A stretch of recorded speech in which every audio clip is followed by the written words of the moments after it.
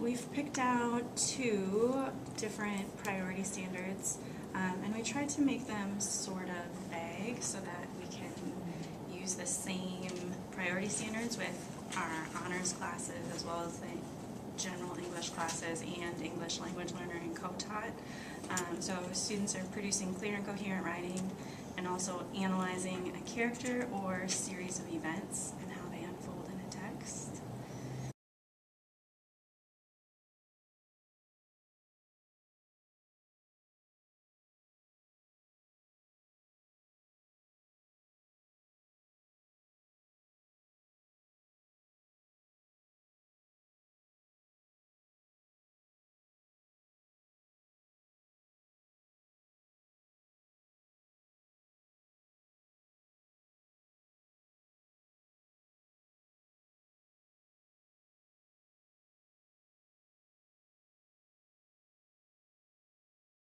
So students in honors classes and some of the general classes are going to do a TED Talk analysis. So they'll watch a series of TED Talks and they'll analyze how the speaker unfolds the topic, how they introduce it, what kind of details they use within the body of the speech, as well as how they close the speech without just saying, like, that's it, I'm done, which is what a lot of our students do. And then students in my class and some of the other regular English classes, instead of analyzing how a speech develops, they're analyzing how a character develops in a text.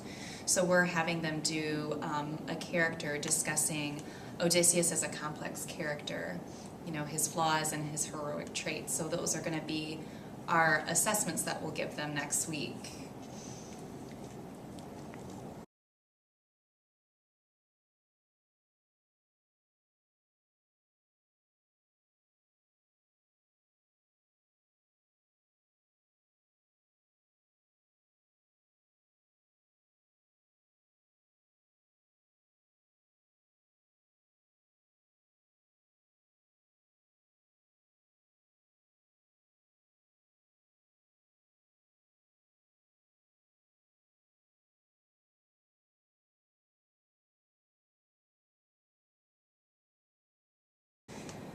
So how will we respond if some students do not get it? I kind of did some brainstorming this morning, and this is just for the TED Talk stuff, so not for the Odyssey stuff. But kind of like within the class, I guess you'd have like a front group of kids that maybe weren't quite understanding how to do the analysis, then do like a full class small group model. I'm not imagining that it would be something that nobody would understand. I'm assuming it'd be a very small group, you know, it's what you're basically summarizing it and what else? Mm-hmm. Writing a reflection on the personal connection. So if they really can't get those things, I think that if we did like a class analysis, a small group class analysis, I guess, that might be beneficial. But I know we talked about doing that before we started the individual one itself too. Yeah, I think what I did last year, what I'm planning or hoping to do next week is do one as a class. So we watch a TED Talk all together, watch the same one, and then write like a class essay. So something like that, kind of.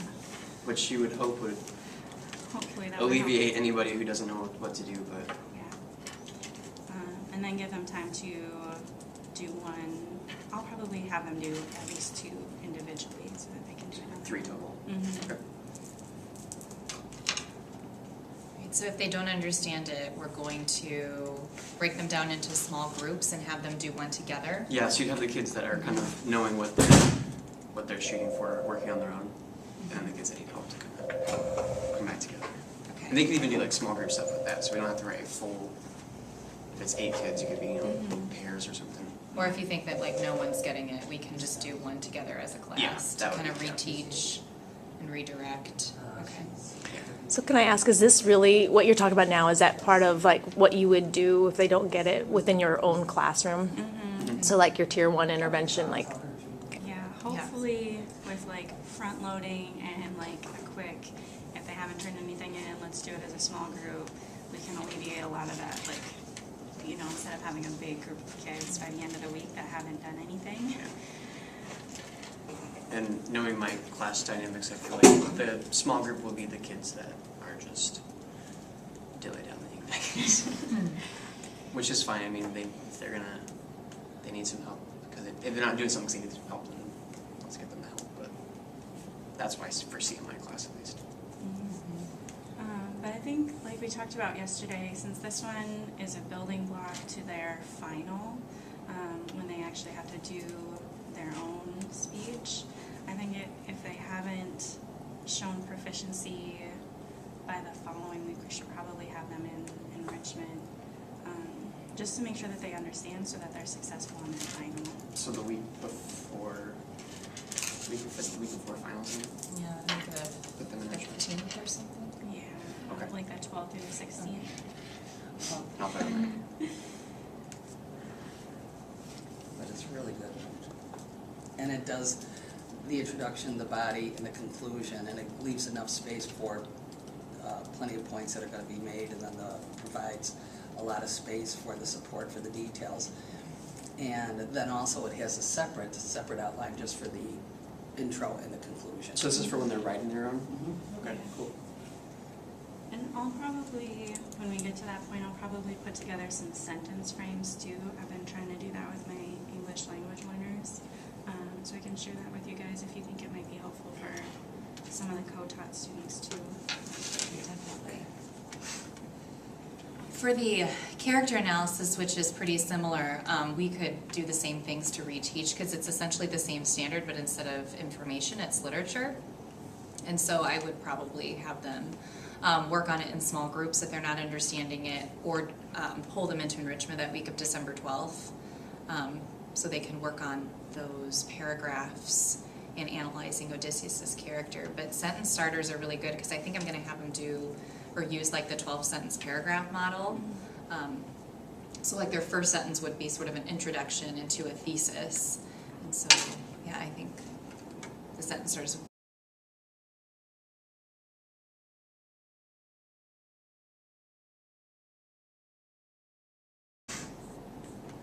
Alright, so do we feel like we have a pretty good plan for what to do if they're not getting it by the end of next week? Yeah, I'd hope that if everything goes well, we wouldn't have many kids, if any, in enrichment. The ones that I foresee are the ones that are just going to be gone Yeah, or and incomplete stuff. like Mark and I talked about last year when we did this, like the kids really like it. They were spending time on their own watching the TED Talks and doing their thing, so that was pretty cool. Alright, so how will we respond when some students already know it? I wrote some stuff down, just kind of spitballing this morning. You can do like a critique of the chosen TED Talk. So if you're going to do two on your own, then maybe pick one of them and then write a little bit about ways that the speaker could have improved it. So I guess you could like a different presentation style, or like other information that they could have included, other sources that they could have included in their own. Yeah, they could start Speech. to do like a little bit of rhetoric analysis or like pick apart their speaking style or topics. Yeah. Or like if part of it wasn't that effective, like how would you make that section of the speech more effective? Yeah. And I'd hope that would transfer into their own speech too. Do you think that's something that we should just build into the assignment, like to be able to elevate their score or their thinking, that they could add that onto their reflection to critique or evaluate? Onto the Like on the TED actual Talk analysis? assignment? Yeah. So like Yeah. if those students wanted to go further and do that, they could. Yeah. That's like an option. Mhm. How are we assessing that exactly? Like, are they proficient if they do just a TED Talk analysis and then exemplary? If they evaluate the speaker? Is that the idea? Let me look at the rubric, because I don't remember what we have in the exemplary column right now. The exceed says that they evaluate or synthesize the development of the ideas. Okay, so there's a little bit of that built in. Yeah. Alright. Would this be part of your flexible grouping? I mean, I've seen you do that in your classroom before. I mean, like, so if you're grouping the kids that you need to work on that skill, remediate, would then this be the time that those kids are also being enriched? Yeah, I think so. If I had a group of students who were already at proficient by the end of the week, maybe having them in a separate group where they could add that critique or evaluation to their writing, while I'm working with another group to try and get them up to proficient. So you maybe have like I guess you know I had 2 groups then. Probably. Okay. Yeah, one that's at proficient to development. Mhm. Well, I guess maybe 3 if they haven't done it at all. That's what I was thinking. Yeah, that's true. So, get one done, and then we'll get it up to proficient. Do you ever have trouble with getting those kids that are already proficient to kind of keep going forward, or because do they feel like they're done? Like, Sometimes, when it feels like I'm just making them do more work, but hopefully, because this is written into the assignment already, it'll just be kind of different work. So less like personal connection and reflection, and more critique and evaluation. So hopefully, it won't feel like more, maybe just a different focus. will this be something that you enter in your data tool? Yeah, this is our next performance task, so this will go in the next column for our spreadsheet. Okay.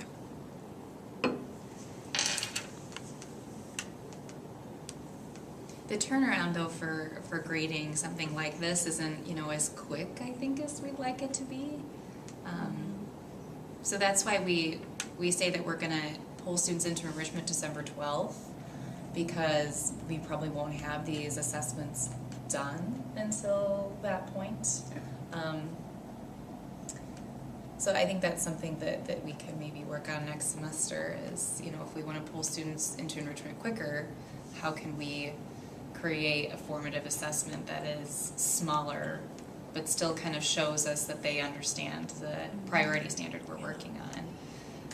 Because an analysis or an essay that's, you know, 3+ paragraphs takes longer to grade.